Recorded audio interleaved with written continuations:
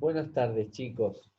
Después de un tiempo sin comunicarnos y ya hecha la parte más ardua del trabajo sobre la personalidad, quería compartir con ustedes la última escuela. Ustedes ya han trabajado y si han visto este video anteriormente, cada grupo trabajó cada una de las escuelas. Más allá de que no la apareciera nombrada en el trabajo, si han visto el video ya sabían de qué escuela se trataba cada una.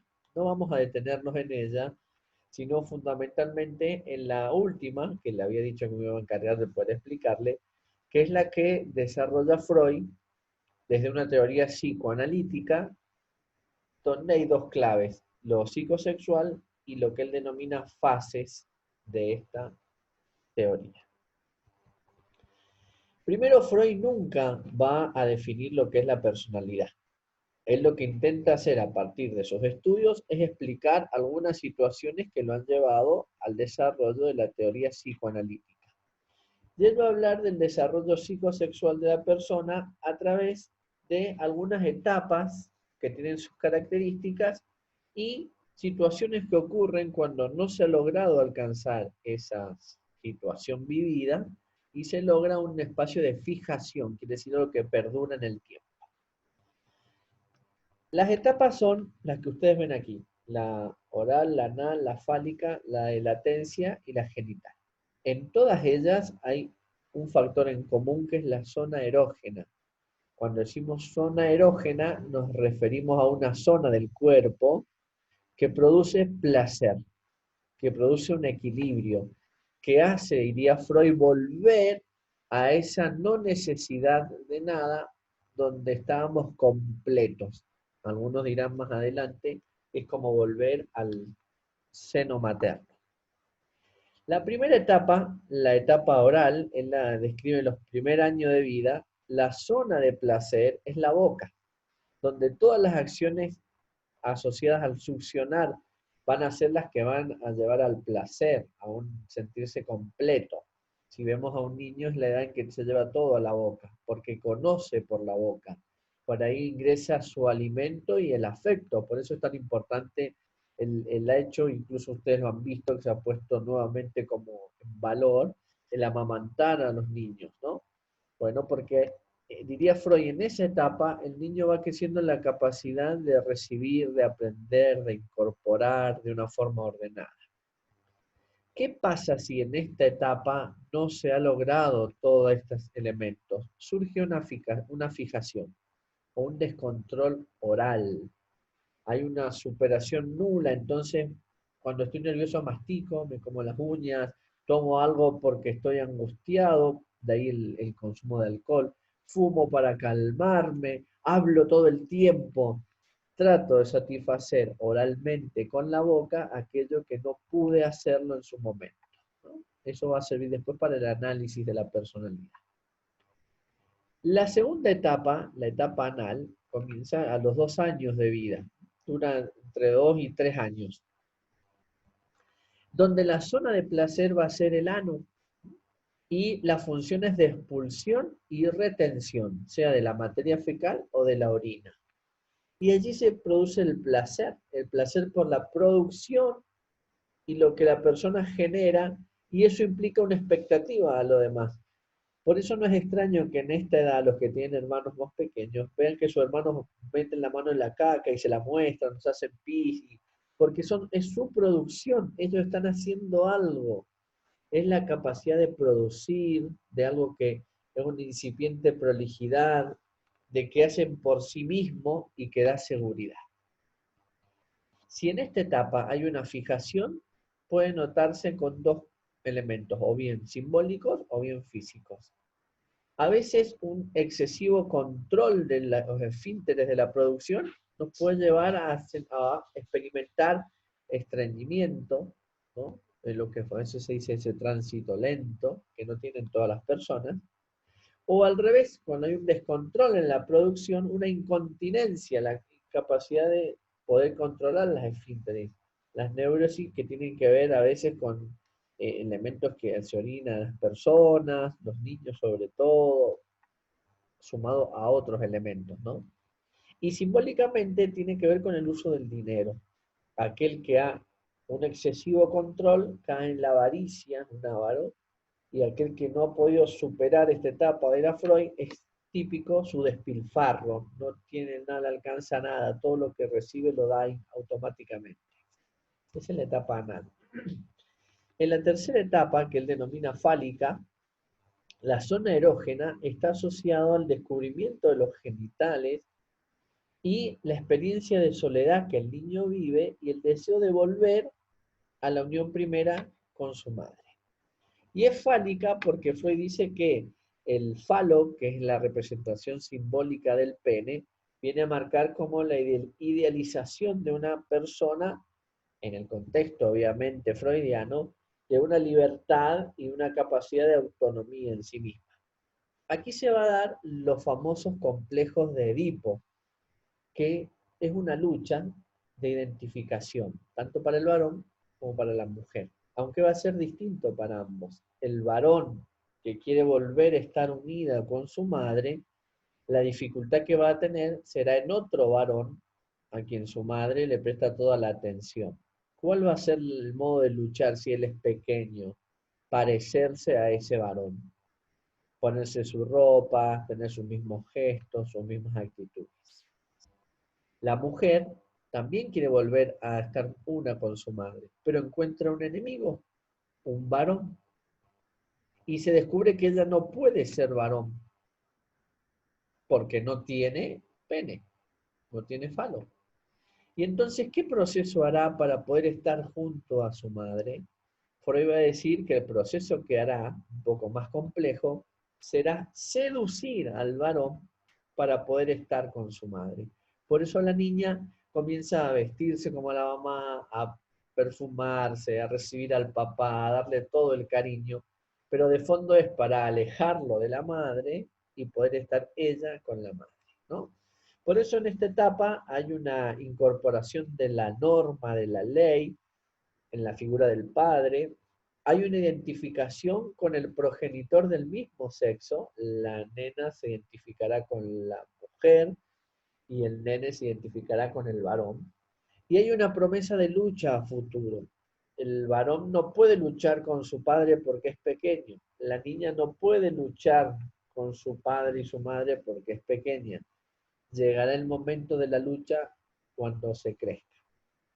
¿Qué pasa si hay en esta etapa no hay una solución de ese conflicto? La fijación vendrá dada o por una rebeldía, la no acotación de las normas y una imagen de identificación con el progenitor de distinto sexo. El varón se identificará con lo femenino con su madre y la nena con su padre, o el varón más fuerte en la familia.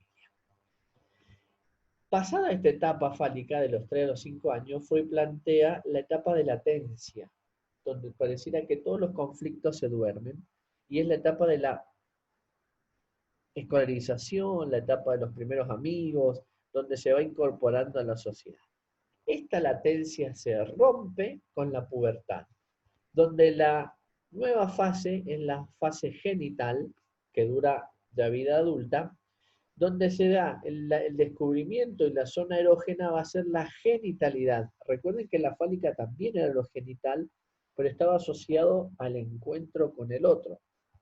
Ahora lo genital va a estar asociado al ejercicio de la genitalidad, las relaciones genitales y el descubrimiento del otro sexo. Las formas que me van a distinguir e identificar la época de las nuevas relaciones, la posibilidad de crear una relación de pareja y la genitalidad sobre todo como el tiempo para encontrarse a sí mismo, asumir la realidad y saber que la vida tiene un sentido. ¿Qué ocurre si en esta etapa hay una fijación? La persona se va a perder en las búsquedas, va a tratar de parecerse como grupo de amigos o amigas y entonces va a desdibujar su propia personalidad, su identidad, o se buscará en otros ajenos a sí mismo. Podrá caer tal vez en adicciones o en un apego excesivo a la relación sexual que de fondo lo termina desdibujando. No es encuentro con nadie, sino que es búsqueda de sí mismo que genera mucho más vacío.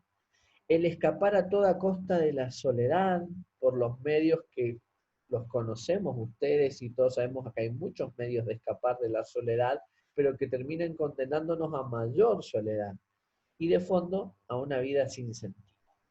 Esta es la teoría del desarrollo psicosocial que Freud elabora para poder entender lo que vive la persona. No es una teoría de la personalidad, pero su influencia ha sido muy grande en todo el desarrollo de la psicología. Después de esto, es bueno poder preguntarnos, viendo ya las escuelas, ¿cómo se puede evaluar la personalidad? Algunos de ustedes en sus trabajos compartían con gran verdad que pareciera que es un constructo social. Es cierto que hay elementos culturales y sociales. También lo sabemos nosotros que un factor de la personalidad es el biológico físico. Yo no puedo descuidar. Tiene que haber una comunión entre los dos. Y entonces viene la pregunta, ¿podemos obtener datos que nos permitan describir, explicar la personalidad? Sí, es posible. Y para eso todas las escuelas han desarrollado distintos instrumentos de evaluación. Los primeros tienen que ver con la entrevista, con el encuentro personal, que puede ser clínica o que puede ser semiestructurada. La clínica tiene que ver con una pregunta a partir de algunas situaciones que se viven, algunas realidades que enferman o que generan malestar. Las semiestructuradas son a partir de temáticas que la persona quiere ir tocando y a partir de ellas se va dando una profundización de su personalidad. El otro gran bloque viene dado por los test proyectivos, test es evaluación, donde la persona se proyecta a partir de algo que ofrece quien acompaña. Las manchas o el test de Rorschach en realidad son un conjunto de manchas de tinta que se presenta a una persona y la persona tiene que explicar, contar qué es lo que allí ve. Por eso es proyectivo, porque en el análisis de eso que allí se ve, se destacan algunos rasgos de quién es esa persona, cuál es su integración, cuál es su manera de estar en el mundo. Y el test de TAT, que se llama el test de apercepción temática, son un conjunto de imágenes donde la persona en un tiempo acotado y con algunas características tiene que escribir una historia donde manifieste un inicio, un desarrollo y un final y se expresen sentimientos. No es una descripción, sino que es escribir historias. Las imágenes están pensadas para ir logrando descubrir elementos de la personalidad que se proyectan en ese escrito.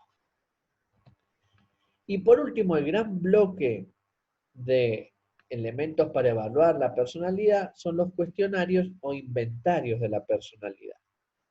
El primero es el MMPI o Inventario Multifásico de Personalidad de Minnesota, que son 558 preguntas donde hay que responder verdadero o falso. Y en función de eso se hace un análisis.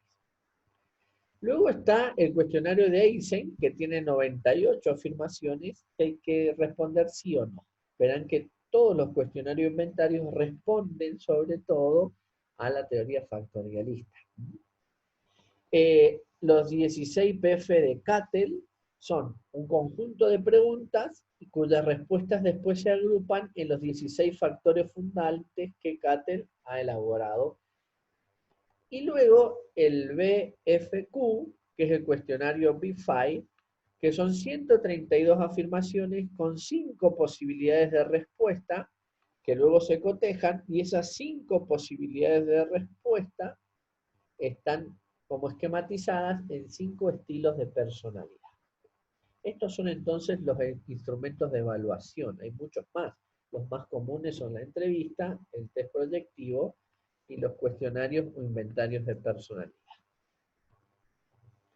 Y por último, quería terminar, como habíamos anunciado en el video de presentación, definiendo o mostrando los trastornos de la personalidad. Nosotros hemos visto la definición de personalidad, ¿se acuerdan de la Baquet?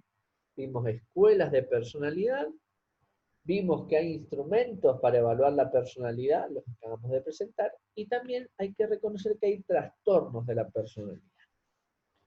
El DSM-5 que es en inglés el diagnóstico y el manual para los desórdenes mentales que la Escuela Americana de Psiquiatría publica, estamos en la edición número 5 ya, define un trastorno de la personalidad. ¿Qué es un trastorno? Es un patrón permanente e inflexible de una experiencia interna o de comportamientos que aparta al sujeto de lo social. Entonces acá es importante estas palabras. Es inflexible, es decir, no hay cambio, no hay flexibilidad, es rígido. Y es muy difícil de romper. Esa rigidez le da seguridad, ¿no? Es como si fuera una gelatina en un molde. Si yo le saco ese molde a la gelatina y no está con el frío, se desarma. Por eso tiene que ser rígido, es inflexible. Es desadaptativo, ¿por qué? Porque no permite una sana interacción con el medio, una adaptación con el medio. Es todo muy forzado, casi agarrado con alfileres. Y porque manifiesta malestar subjetivo y funcional en 2 de las 4 áreas que caracterizan a la personalidad. El área afectiva, el área cognitiva, el área interpersonal y el control de impulsos. Si en 2 de esas áreas hay un malestar subjetivo interno o en funcionamiento, es señal, junto con que sea inflexible y desadaptativo, que hay un trastorno de la personalidad. Les voy a proponer para terminar 2 actividades. Voy a adjuntar en el aula virtual la lista de los trastornos para que los puedan leer y van a comparar con las imágenes de un artista norteamericano, Shaw Koz, que en un concurso anual sobre imágenes, la temática fue poder graficar, dibujar a los trastornos. Entonces, comparando eso con lo que han leído, ¿sirve para expresar lo que significa el trastorno? ¿Esa imagen me sirve, me ayuda? ¿Qué sentimientos me genera? ¿Por qué? ¿Y cuál es la ventaja y la desventaja de presentar los trastornos de esa forma? Esto lo van a hacer, me lo tienen que mandar por escrito en el aula virtual, lo hacen en la carpeta, pueden hacer un Word. Y la segunda actividad va a ser, busquen y vean la película Fragmentados. Y una vez que la hayan visto, describan en una carilla estos puntos. ¿Cuál es el problema del personaje principal de la película? ¿Tiene trastornos de la personalidad? ¿Qué área afecta? Recuerden lo que vimos en la lámina anterior, ¿no? Los 3 aspectos a tener en cuenta si hay un trastorno en las áreas. La teoría de la personalidad que te tocó estudiar con tu grupo, ¿te da elementos para entender lo que él vive? ¿Cuáles? Ah, sí, me ayuda por esto. Bueno, puede ser también la teoría que yo les presenté. Y la última, ¿qué etapa de la vida tienen en común Kevin y Casey Cook? ¿No? Casey es la protagonista femenina, Kevin, el protagonista masculino. ¿Qué etapa de la vida tienen en común? ¿Y con qué teoría de explicación de la personalidad de las que han trabajado y yo les presenté pueden relacionar esta pregunta? ¿Por qué? Todos estos 3 puntos lo tienen que describir en una carilla. Esos son los 2 elementos de la tarea. De esta forma estamos cerrando la actividad de nuestra unidad de personalidad. Si llega a haber dudas, dificultades, no duden en escribir. Hay varios, yo agradezco las autoevaluaciones, ya después haré una evolución general de todas, pero vuelvo a recordar, aquellos que tienen dudas me escriben, no respondo automáticamente, pero suelo hacerlo los días seguidos, lo saben. Entonces vuelvan, no teman preguntarme si hay dudas, cuestiones del texto que no se entienden, que para eso estamos. Bueno, muchas gracias y les aviso que la próxima unidad vamos a trabajar en conjunto con formación cristiana, formación para la vida del trabajo y geografía en un proyecto que tenga que ver y los ayude en lo que viene a ser como el discernimiento vocacional o el reconocer las profesiones para estudiar una vez terminada la secundaria. Bueno, les dejo un abrazo grande. Cualquier cosa estamos en contacto. A seguir cuidándonos y ya nos veremos. Saludos.